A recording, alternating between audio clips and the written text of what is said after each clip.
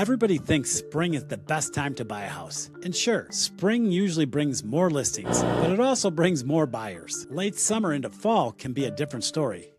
It's the Mortgage 101 podcast where real talk meets home and land.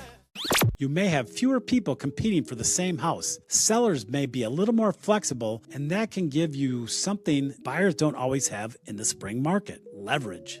Welcome to Manley's Mortgage Minutes. I'm Manley Haines. Every week, I break down what's happening in the Milwaukee Metro market and try to make this whole mortgage home buying process a little easier to understand. Today, let's talk about why fall can be a really good time to buy in Waukesha County. Not because houses suddenly go on clearance in October, but because the market can start working a little differently. Here's what tends to happen. In spring, everybody comes out at once. Buyers who waited through the winter are back. Families are trying to move before the next school year. More people are shopping, and that can mean more competition. By fall, some of that pressure starts to fade. School is underway, the holidays are getting closer, some buyers have already found a house, and others decide they're going to wait until next year. But the sellers who are still in the market, they may be getting more motivated, and that's where things can get interesting. Maybe the house has been sitting for a while. Maybe the seller has already adjusted the price more than once. Maybe they're simply more open to having a conversation than they were when the property first hit the market. That doesn't mean you automatically get a deal. It means you may have more room to negotiate. And sometimes that matters more than trying to perfectly time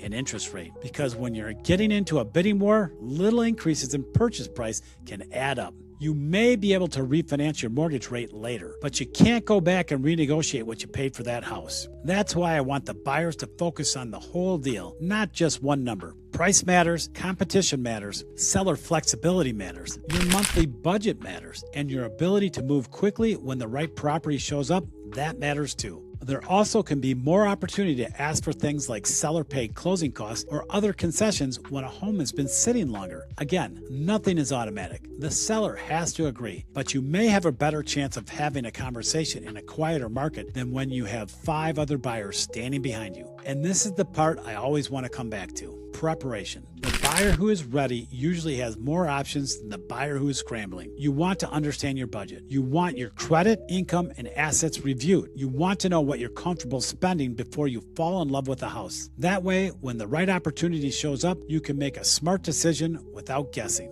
So is fall a good time to buy a house? It absolutely can be. Not because there's a magic date on the calendar, it's because the balance between buyers and sellers can start to shift. Less competition, potentially more negotiating room. And sellers may be more willing to work with serious, prepared buyers. That's the opportunity.